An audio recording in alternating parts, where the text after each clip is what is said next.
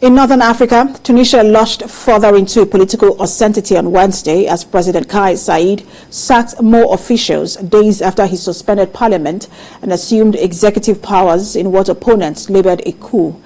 Key civil society groups warned against any illegitimate extension of Saied's 30-day suspension of parliament and demanded in a joint statement a timeline for political action. After suspending parliament and sacking Hichem Mechichi as prime minister on Sunday, dismissing the defense and justice ministers on Monday, President Saied then issued orders dismissing a series of top officials. Late Tuesday, 63-year-old Saied, a former law lecturer who was a political newcomer when he won a landslide 2019 election victory, issued decrees sacking a long list of senior government officials, including the army's chief prosecutor. President Saied says his actions are justified under the Constitution. In Global Affairs analyst Phatey joins me on the news from Washington, D.C. to discuss this. Good to have you join us, Phatey. My pleasure. So, Tunisia is largely seen as the beacon of democracy in that region. When you look at what has happened, which his opponents have called a coup, do you think that this is a coup, or he was acting or the President Saied was acting in the interest of the country? Well, whether it was a coup or acting in the interest of the country, right now everything will be seen and considered, and rightly so, as a power grab. It is sending the wrong message. It is not the right-based approach to resolving Tunisia's issues, and it could further plunge the country into chaos. Mind you, that 100% of the country doesn't support the president. He has a very strong opposition force.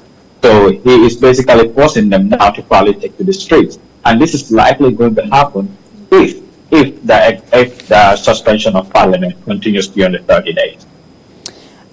From the extreme, from the one extreme of inaction, because he said he was reacting to the corruption allegations in the country, especially when you look towards the prime minister. But from one end of inaction to the other end of these actions he has taken, what is in the middle? What could have been the alternative?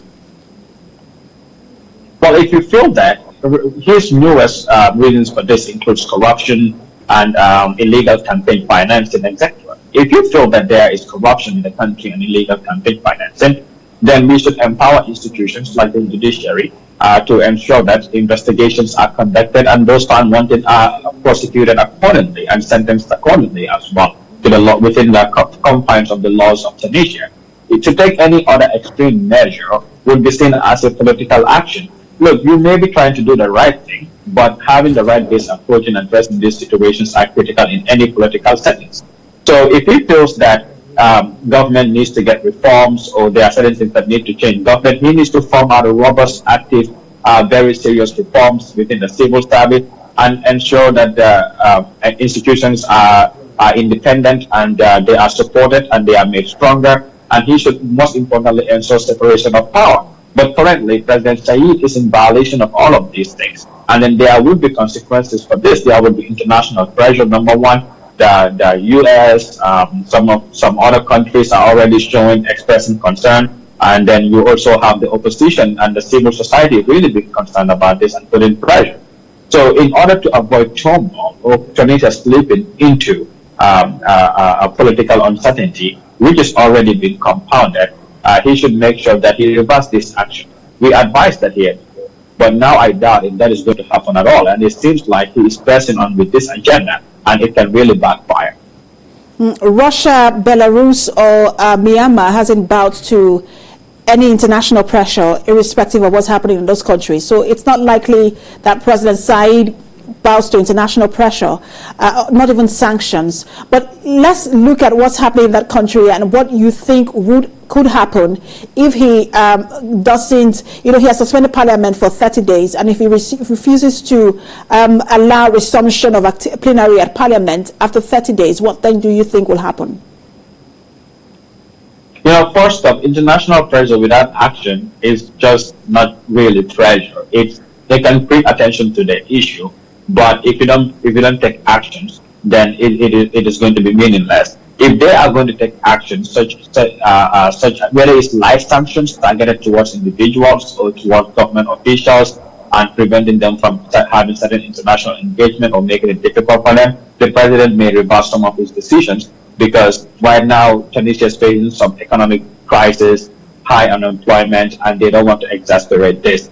The international community, on the other hand, may not want to put certain pressure to further plunge the country in a very volatile region to a certain stage. And they don't want to, especially the U.S., do not want to engage in any kind of foreign military action anymore right now, and they don't want to create breeding grounds for terrorists and all.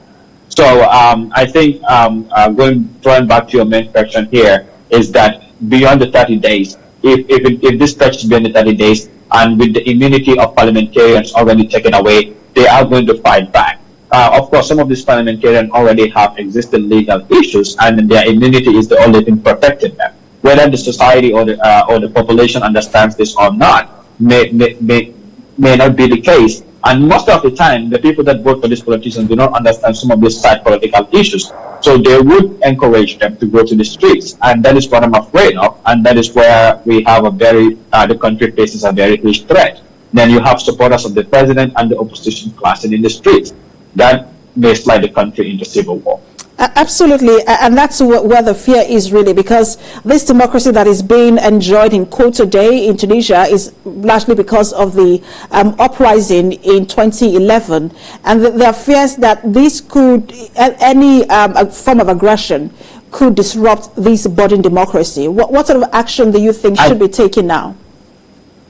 Well, that is why the president has to be very thoughtful, very careful, and apply wisdom in some of the decisions that he was taking. Some of these steps that he is taking may look like, okay, this is what we have to do in order to get things back on track. But at the same time, you must also look into what consequences are there, what are the merits and the demerits of applying things in such a way.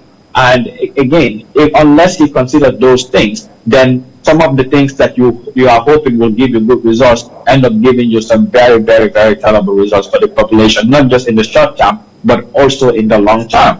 So he has to make sure that in trying to apply these things, let him work together with other government institutions and other arms of the government to implement this thing, to address corruption, to ensure reforms in the judiciary. But if you go to the extent of firing people, senior military officers, and within the military structure, it's about loyalty as well, and you are firing very high-ranking government officials all over the place, then you are really calling for political turmoil. And anybody who is watching Tunisia should fear the consequences of that. Global Affairs Analyst Phatey, thanks for talking to us. My pleasure. Thank you.